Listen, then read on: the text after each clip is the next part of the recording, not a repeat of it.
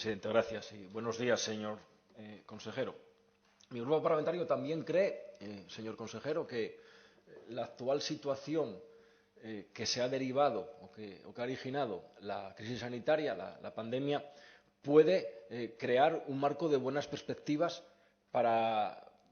todo el sector agroganadero asturiano, porque reúne unas características en cuanto a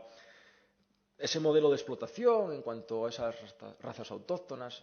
en cuanto a esa explotación tradicional en el ámbito familiar, en definitiva, en cuanto a un formato que es sumamente sostenible, en el que además ahora vemos cómo ha quebrado todos esos principios que se urdieron en torno a los criterios de la globalización. Hemos visto cómo la globalización no ha traído nada bueno para los seres humanos de este planeta, porque nos ha traído unas consecuencias primero económicas y luego sociales que han sido muy negativas, y además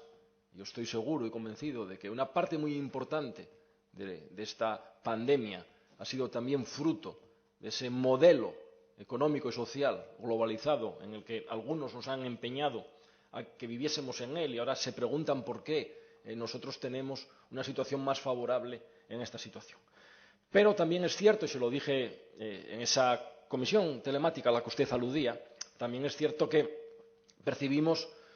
nubarrones en torno a nuestro sector por una inestabilidad que ahora mismo hay en él. Una inestabilidad que puede poner en riesgo proyectos, que puede poner en riesgo cebaderos, que puede poner en riesgo puestos de trabajo y que puede también, alarmantemente, provocar un descenso en los precios de los terneros, y sabemos ya de cadenas, grandes cadenas alimentarias que están advirtiendo de que van a bajar los precios unos cuantos céntimos, entre los 40 e incluso los 50 céntimos por kilo. Tenemos también esa IGP ternera asturiana, que además tiene unos principios muy claros por los que tenemos que velar. Usted debe velar por ellos. Y sabemos fundamentalmente que tiene que nacer en Asturias, tiene que criarse en Asturias para llegar a la cadena alimentaria avalada la ternera, la res, por ese sello de calidad, y no nos podemos separar de ahí ni un milímetro. Y tenemos también esas elecciones pendientes que se lo dije en aquella ocasión telemáticamente y se lo vuelvo a decir ahora. Mi grupo parlamentario pensamos modestamente que puede facilitar, dar estabilidad ahora mismo al sector, dar confianza al sector, el que se convoquen esas elecciones. Y con lo que usted ha dicho hoy, a partir del lunes, si no me equivoco, la semana próxima es 1 de junio, podremos ya avanzar en esos estatutos, podremos ya avanzar en definitiva en cómo, dentro de la desescalada, se podrán convocar, espero que en el plazo más breve posible, a la mayor brevedad, en las oficinas comarcales agrarias,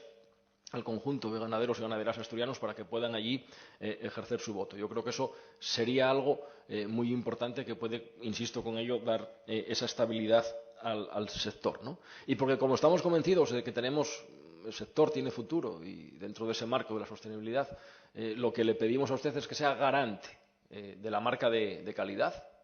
Debe de velar por ella con los parámetros que antes le indiqué y con estas elecciones, y debemos de lanzar mensajes positivos, ¿no?, para que no haya una inestabilidad en el sector que repercuta con esas pérdidas que le decía de cebaderos, de puestos de trabajo, o una caída de los precios que pongan también en riesgo las explotaciones, ¿no? Yo creo que tenemos que ser responsables en estos momentos y hay que dejar, por supuesto, al margen y fuera de lo que es esa situación a cualquiera que pretenda especular y, como usted bien decía, ese valor añadido no se quede por el camino. Ese valor añadido tiene que repercutir directamente en aquellos que trabajan la tierra, que son los ganaderos y ganaderas asturianos. Gracias, presidente, y gracias, consejero.